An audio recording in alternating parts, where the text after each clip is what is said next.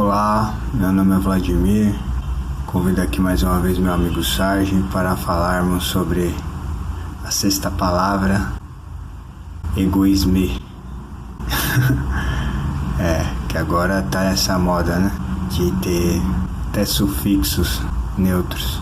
Que loucura, né? Vamos falar da palavra egoísmo, que não vem do francês, mas sim de origem do latim especificamente, que origina-se da palavra ego, que mais pra frente o Sarge irá abordar. E eu tô aqui com a parte feminina do poder maior do nosso Brasil, que o ego dela é gigante, porque não admitem que essa também é Damares e se dizem de Deus, acabam deixando o ego inflamar, né? O ego dominar. Aqui a Damares tanto defende a família, mas ela não vai mexer na pauta dos gays, dessa comunidade LGBT, adotar crianças, ou seja, vai continuar a mesma putaria, só que agora acreditam, vão querer colocar na cabeça das pessoas, né, que o JC era o amor, né, e que ele perdoou essas coisas, né, que ele perdoa, que ele transforma, né. Eles dão condição para que essas coisas continuem existindo, ou seja, não quer tratar de uma forma, de um caráter honesto, né, falar, ó, isso é uma doença, isso não é para ser assim, isso é fora. Não querem tratar isso de uma forma bíblica e científica. Querem tratar ainda como o relativismo, né? Esse sistema falho e errôneo, né? Que não deu certo e nem vai dar. Então eles deixam aqui o ego prevalecer sobre a própria palavra. Se vocês olharem qualquer versículo aqui, ó, Levítico, Gênesis, Coríntios, Romanos, Gênesis de novo, ó. Como sempre, usaremos a Torá e o Taná como base para nossos estudos. Para essa palavra, escolhemos o livro de Eclesiastes, ou Kohelet, capítulo 1, que diz assim: Palavras de Kohelet, bem, filho de Davi, o rei em Jerusalém. Para quem não sabe, o filho de Davi era Salomão, ele que escreveu. Tudo é vão e fútil, diz Kohelet. Futilidade das futilidades, sim, tudo é fútil. Que proveito traz o homem, toda a sua labuta sob o sol? Vai-se uma geração e vem outra, perdurando somente a terra. Nasce o sol, depois se põe, e se apressa a voltar ao lugar onde de novo virá a nascer. Segue para o sul e chega em um círculo até o norte.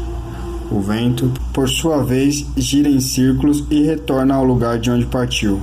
Correm todos os rios para o mar, sem entretanto preenchê-lo. Fluem continuamente para o mesmo lugar. Tudo é tão fastidioso e extenuante que ninguém consegue sequer descrever. Não se sacia a vista com o que vê, nem o ouvido com o que escuta. O que já foi voltará a ser, e o que foi feito será repetido, e nada há de novo sob o sol. Ou seja, toda essa história aqui, ó, dessa mulher, desse senhor que tá pregando essas coisas aí, né? Essas aberrações, isso já existia, né? Tanto que Sodoma e Gomorra foi destruído porque esse ambiente que eles querem promover não deu certo lá atrás, por isso que Deus tocou fogo, por isso que Deus mandou matar vários povos que praticavam essas coisas, para que essas aberrações não se repetissem, né? Mas aí, quando falamos sobre isso, somos criticados, né? Somos chamados de homofóbico, porque a ciência comprova que não tem como nascer essas coisas, né? Shalom Leculan, olá a todos, quem fala é o Sarge. Para quem não me conhece, nesse vídeo estamos abordando a palavra egoísmo, que é uma palavra derivada do latim, palavra ego, que significa eu, com o acréscimo do sufixo ismo, que é utilizado para formar um nome que corresponde a uma doutrina, tipo um dogma, uma ideologia, ou tipo assim, cristianismo de exemplo, né? O teísmo, monoteísmo, o judaísmo, e assim vai. Seria então a doutrina do eu, a ideologia do eu, onde a pessoa, né, o eu, que é a pessoa que é egoísta, é aquela pessoa que concentra em cima de si todos os pensamentos e atividades. Uma pessoa que só pensa em si mesma, não dá atenção para o próximo, muito menos a Deus. Essa é uma palavra que não existe no hebraico antigo, né? Ela no hebraico moderno foi adaptada, mas no hebraico não existe ela como nas escrituras, né? Ela é a palavra mais próxima de egoísmo no hebraico seria a palavra ani ou anorri no contexto bíblico, né? Existe uma invenção no hebraico moderno para adaptar essa palavra egoísmo, que seria anorriut, mas ela não existe no hebraico antigo. Baseado nas escrituras, a gente percebe que o egoísta é aquele que busca excessivamente a realização de seus desejos.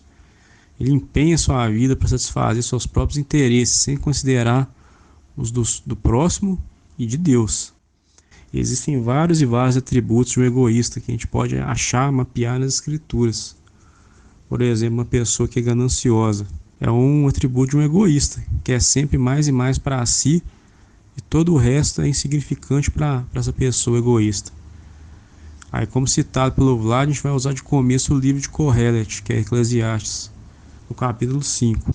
Fala o seguinte: o que amar o dinheiro nunca se fartará de dinheiro, e quem amar a abundância nunca se fartará da renda. Também isso é vaidade. Eclesiastes 5, verso 10.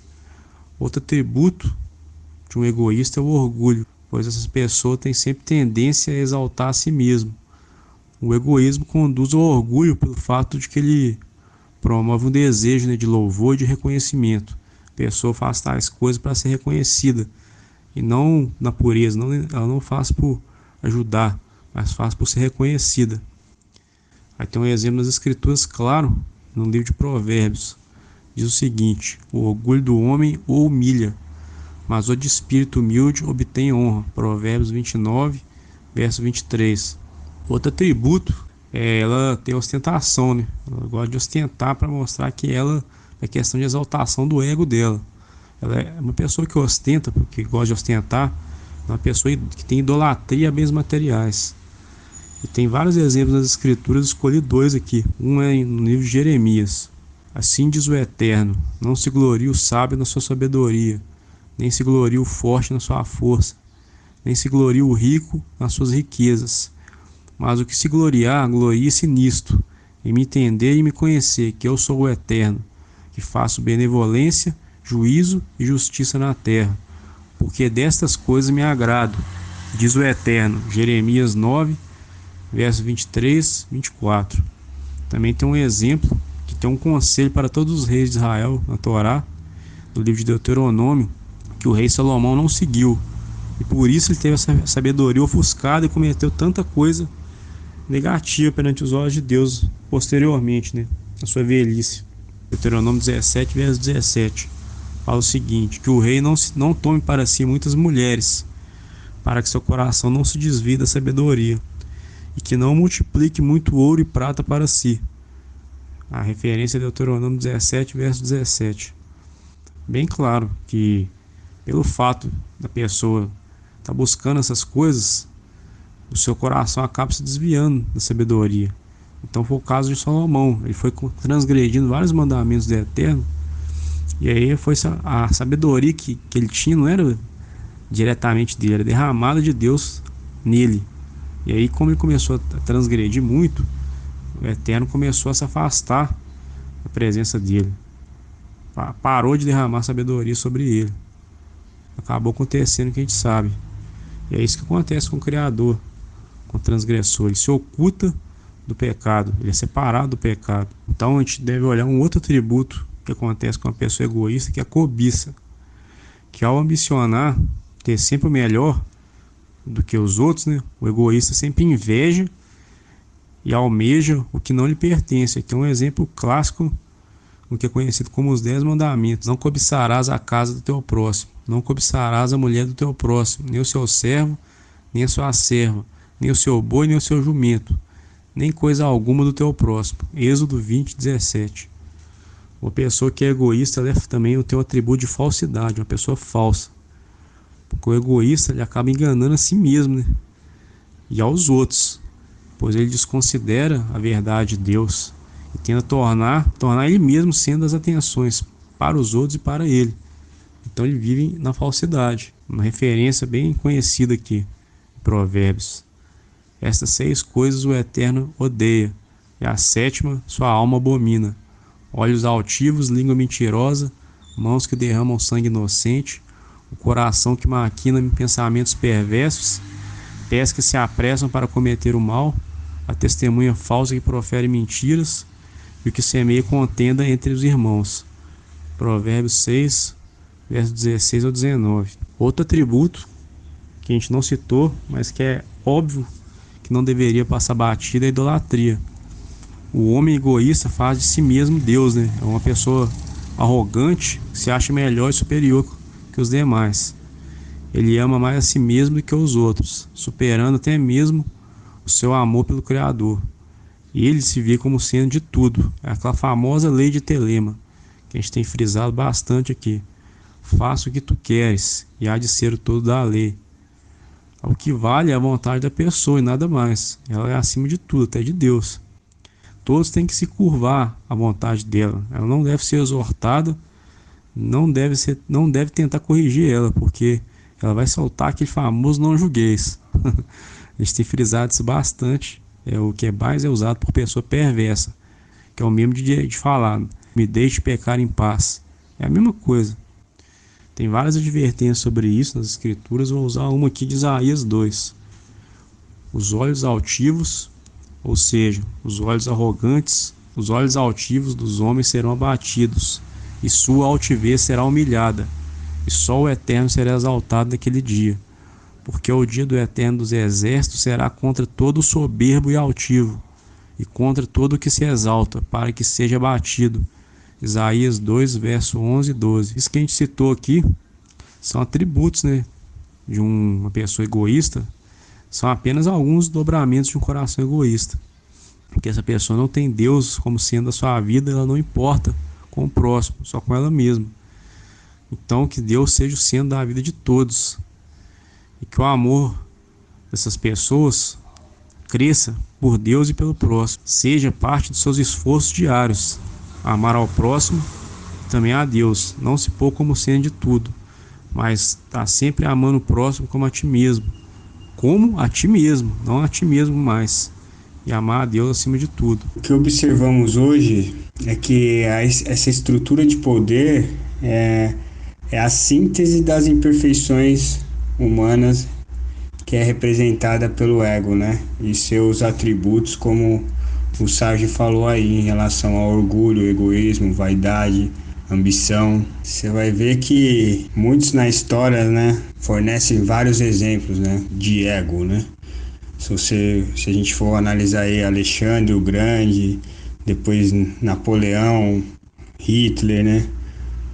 Os revolucionários e os grandes ditadores aí que deixaram suas marcas a ferro, fogo e sangue na história cultural contemporânea, né? Líderes que defendiam ideias e ideologias carregadas de interesse, que visavam a conquistar o poder a qualquer custo. Você vê o que o PT fez aí, né? Com o seu ego inflamado em busca de fama, notoriedade, custe o que custar, né? Custou a vida de milhões e milhões de brasileiros aí, né? E essas ideologias antigas são carregadas de carimbos, né? De personalidades, né? Que com sede de poder, grupos de pessoas continuam, né, seduzindo multidões, né? Através desses modelos, né, que permanecem vivos hoje, né? Para estimular mentes desequilibradas e seduzir pessoas que buscam na ideologia uma saída para os seus problemas, né? Por isso que a gente bate aqui tanto nas 7 leis de Noé, né? Que Noé foi visto como justo por Deus, os 7 atributos, né? Digamos assim, do homem justo, né? Que é reconhecer que existe um Deus, não blasfemar, não matar, não roubar, não cometer adultério, estabelecer tribunais de justiça e respeitar a vida dos animais, né? Essa é a base para você não inflar seu ego, né? Vale lembrar também que existe um princípio que, se você parar para imaginar, esse princípio ele não vai deixar você chegar a sair, né, dos princípios das leis, né, que eu acredito que é até pertinente estar falando aqui, que se a gente parar para pensar, que se a gente sabe assim, né, da onde a gente vem e para onde a gente vai e para quem prestaremos conta, vamos chegar na seguinte conclusão: de onde vieste, né? De uma gota decomposta, e para onde vais? Para julgar, para um lugar de pó, larvas e vermes. E perante a quem haverás de prestar juízos e conta? Perante ao Supremo Rei dos Reis, o Santo, bendito seja Ele. Então, o que vemos hoje dentro da sociedade, muitos fogem, né, do que é ser conservador, né, devido ao ego, né. Olha, o presidente não está fazendo mal em algumas áreas, mas em outras ele está deixando o mal predominar, né.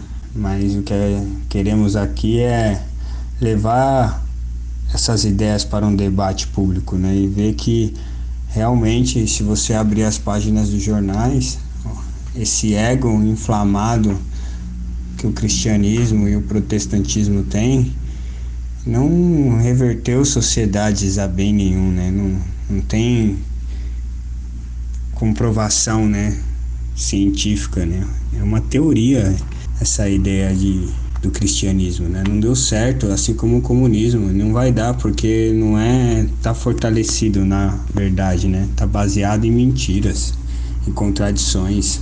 Então é sobre essas políticas públicas em relação ao que o governo federal vem defendendo, essa agenda que ele continua a defender da esquerda em relação à agenda gay, aos direitos gays. Esse falso conservadorismo é estranho, né? O populismo que vem fazendo, a própria Damares cai em contradições, ela mesma se refuta, o próprio presidente, né? O próprio Eduardo Bolsonaro, esse Bernardo, Nicolas, esses caras todos, se parar para analisar, todos estão perdidos em relação ao Brasil daqui 10, 20 anos, com essas mesmas políticas que governos anteriores mantiveram na educação. E nesse sentido, as fórmulas do sucesso, né, criadas por partidos políticos aí, né, que induzem a competitividade entre egos, né, o que a política faz, o que a mídia faz, entre novelas, entre programas, expõe na vitrine da fama o perverso jogo de interesses, que aceita somente candidatos que se submetem às regras que os conduzem a esse núcleo de poder, né? Então, para você ter um poder público, né, você tem que fazer esse jogo aí que eles falam, né? Baseadas nessas antigas ideologias, né? Carregadas de carimbos personalistas, de sede de poder, de interesses que giram em torno desses grupos aí, seduzindo multidões de indivíduos que se iludem, engajados em movimentos que pregam o ódio aos adversários ou a violência, né?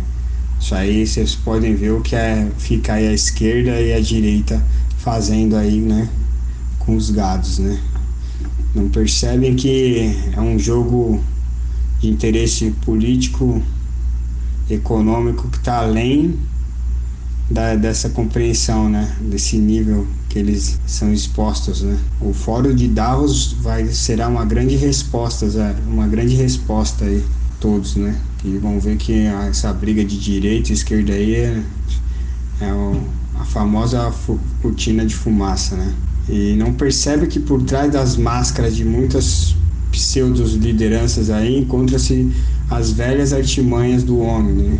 São fórmulas perversas, né? Ainda muito utilizadas nos dias atuais aí, principalmente nesse âmbito aí de política, que guarda os resquícios da decadência e da extinta civilização romana. Esses modelos que permanecem vivos aí, né? A estimular mentes desequilibradas e a seduzir pessoas que buscam saídas nessas leis dos homens aí, né? Ao invés de encarar as 7 leis de Noé, né? Tem uma frase que eu não lembro o autor, que ela fala mais ou menos assim: o mundo se tornou perigoso porque os homens aprenderam a dominar a natureza antes de dominarem a si mesmos, né? Eles querem dominar a natureza através do poder que a natureza gera, né? Que eles podem fazer, só que eles não conseguem dominar a sua própria ética e a sua própria moralidade. E assim caminhamos para a nova versão da tragédia grega 4.0. Falando de política, cada vez mais eu fico desanimado com esse assunto, porque originalmente a política não deveria ser assim. A intenção original da política é que o povo tenha representantes. Esses representantes deveriam servir a população e não a si mesmo, não seu ego. Eles deveriam criar leis para beneficiar a todos, discutir ideias que pudessem fazer o melhor para a nação, para todos nós. Mas existe um adversário forte nessa caminhada, que é o ego. O ego transforma tudo em separação e divisão. Ou vocês não perceberam que o mundo está dividido por meio do ódio? O ego quer sempre se dar bem. Movido pelo ego, o político deixa de querer servir e passa a querer se perpetuar cada vez mais no poder. Passa a querer agradar a opinião pública, de olho em cargos, fazendo aquele politicamente correto. Ou vocês não têm percebido isso também? Fulano que dizia ser tal coisa, ter tal visão, hoje está abraçando tal agenda. E cada vez mais essa pessoa quer poder, e então ele vai fazer o politicamente correto, o conhecido como populismo, né? Mas qual que é a solução para isso tudo? Não é simplesmente mudar os políticos, não. A escritura diz que cada nação tem o líder que ela merece. Sério? Cada nação tem o líder que ela merece, não é injustiça. É a nação que tem que mudar, e automaticamente a política deixará de ser corrupta. Aí que entram as 7 leis que a gente tem tanto falado aí, que o Vlad até citou elas aí. Vou citar um exemplo das escrituras aqui do livro de Provérbios. Provérbios 28, verso 2. Fala o seguinte: pelos pecados de uma terra, muitos governantes se sucedem, mas por causa de alguém com discernimento e conhecimento, mantém-se a ordem estabelecida. Outro exemplo tem no livro de Oséias, que o povo de Israel escolheu por conta própria líderes iníquos. Fala o seguinte: Israel rejeitou o bem, o inimigo persegui-lo-á. Eles fizeram reis, mas não por mim. Constituíram príncipes, mas eu não consenti. Da sua prata e do seu ouro fizeram ídolos para si, para serem destruídos. Oséias, capítulo 8, verso 3 e 4. Agora vamos dar uma bicada nessa reportagem da BBC aqui. O que a Damares falou? Tem mulher mais empoderada do que eu no Brasil? Olha o que ela fala. Já explicita o tamanho do ego dessa mulher, que diz, entre aspas, servir a Deus, né? E ainda de quebra, né, de mansinho, ela tá fazendo apologia ao feminismo, né, a agenda feminista, que é o empoderamento feminino. Tudo isso aí acontece por falta de temor ao Criador, por desobediência e desprezo às suas leis. A mulher, vocacionada ao matrimônio e à maternidade, é o elemento que dá a liga à vida familiar. Por dedicar-se com o maior cuidado e empenho às tarefas de casa, a mãe constitui a alma e o coração do lar. É ela quem confere à família todas as suas feições, por meio do carinho que ela doa aos seus filhos, ao marido, ela conforta eles, prepara para os desafios para fora de casa. A mulher sábia edifica o lar, né, como é falado nas escrituras. E então por isso que essa desconstrução da identidade feminina está acontecendo aí, nessas últimas décadas. Essa desconstrução ela tem acarretado uma corrosão na unidade familiar. E assim, da própria moralidade pública, afetando até as bases da sociedade civil. Mais uma vez, de forma cognitiva, o Sarge explanou bem outro ponto político em relação aos nossos representantes, perpetuar-se no poder, né? As ideias que devemos discutir, isso não é proposto de forma clara e concisa, né, perante a sociedade, né? Você vê que olha como é difícil falar sobre as 7 leis, né? Fomos até a Embaixada de Israel, entramos em contato, fomos recebidos pelo embaixador Youssef Cheli, que não deu a mínima, falou que as 7 leis é um assunto religioso e para nós que estudamos esses assuntos relacionados às escrituras e à política, né, que nada mais é do que o que foi ordenado por Deus, né? Por isso que Noé foi tido como justo, né? Porque essas leis Noé já carregava consigo, né? E o ego dessas pessoas, né? Você vê que do embaixador, né, não soube entender isso de uma forma positiva, né? De trabalhar essa base dentro do meio político. Essa visão que nós queremos passar para nossos ouvintes é que através, né, do ego, né, alguns que detêm o poder da mídia, também isso é passado de forma errônea através de jingles, cores, tipografia, através desses símbolos, dessas simbologias, são formadas opiniões, despertares de ansiedade, de curiosidade das pessoas. É através das cores, das palavras. E quando a pessoa que decide isso não tem, como o Sérgio falou, não tem o temor ao eterno, ele faz de tudo para manipular essa pessoa a ter temor ao que ele prega, né? É isso o que acontece dentro do cristianismo, né? Essa simbologia aí. Para quem estuda semiótica vai ver que o JC é um símbolo ali, né? Que representa, né, o poder, o dinheiro, né? Porque a base da corrupção é essa idolatria, né? Desse ídolo. As igrejas estão lotadas, né, de casos. Aí os evangélicos vão dizer que não adoram imagens, mas adoram o nome. Não tem muita diferença, né? É esses sistemas que são impostos há mais de 2000 anos que não funcionam, né? E é o que queremos agora propor essa discussão e criarmos representantes que representem esse princípio básico, né, que a gente tanto fala aqui. Enquanto o ambiente tiver, como o Sérgio falou, dominado, a nação não estiver preparada e não quiser entender isso, a vida vai ser cada vez mais insuportável. Olha aí, só ver as páginas dos jornais que nada mudou no capítulo de Gênesis, é só ler lá. Como a gente está trabalhando aí no livro de Eclesiastes, lá também Salomão diz que não há nada de novo sob o sol. Um grande abraço para vocês e até a próxima.